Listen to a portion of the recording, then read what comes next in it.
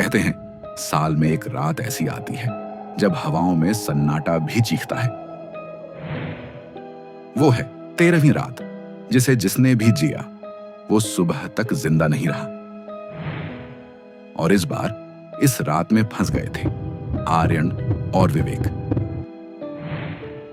तो सुनिए 13वीं रात की वो आखिरी कहानी जिसे कभी किसी ने सुनाने की हिम्मत ही नहीं की।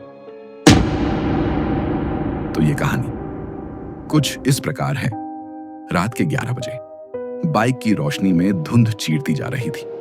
अचानक सड़क किनारे एक परछाई खड़ी दिखी, बिल्कुल स्थिर, बस उन्हें देखती हुई। जैसे ही वे पास पहुंचे, उस आकृति का सिर धीरे धीरे उनकी तरफ मुड़ा। आंखें ठंडी, सफेद और बिना पलक झपकाए।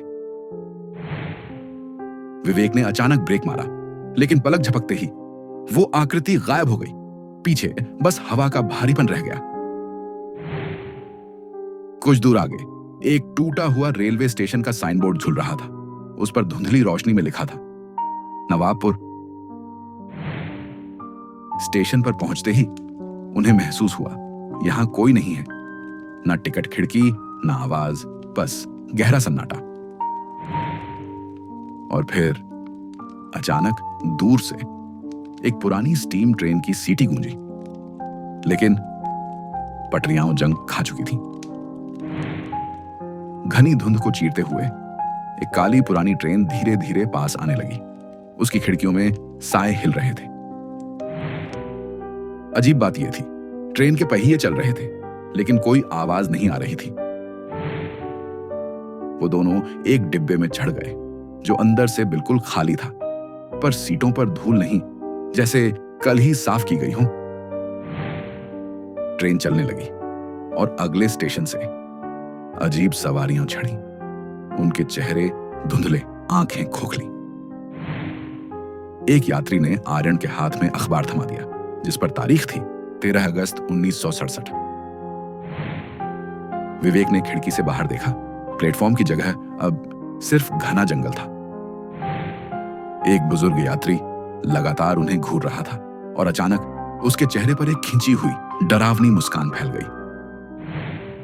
डिब्बे के अंदर धुआं भरने लगा, लेकिन अजीब ये था, वो ठंडा था और सांस रोक देने वाला।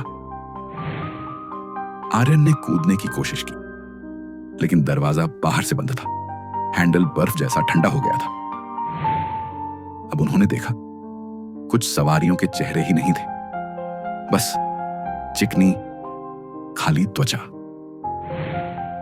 ट्रेन एक लंबे अंधेरे सुरंग में घुस गई, जहां खिड़कियों से बाहर कुछ भी नहीं दिख रहा था। सुरंग के अंदर हर दिशा से फुसफुसाहटें आने लगी। तुम भी अब यहीं रहोगे, हमेशा के लिए। अचानक एक काली छाया का हाथ खिड़की से अंदर आया और विवेक का गला पकड़ लिया। आर्यन ने मदद की कोशिश की, लेकिन उसके आसपास की सवारियां धीरे धीरे धुएं में घुलने लगी।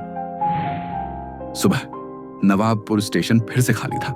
ना ट्रेन, ना यात्री, बस पटरी पर पड़ी आर्यन की घड़ी। कहते हैं जो इस ट्रेन में चढ़ता है वो 13वीं रात में फंस जाता है, हमेशा और हमेशा के लिए। ये थी 13वीं रात की आखिरी दास्तान। लेकिन याद रखिए, डर कभी खत्म नहीं होता, बस अगली कहानी का इंतजार करता है। इसी के साथ मिलते हैं एक और नए सच के साथ, और चैनल को सब्सक्राइब करना ना भूलें।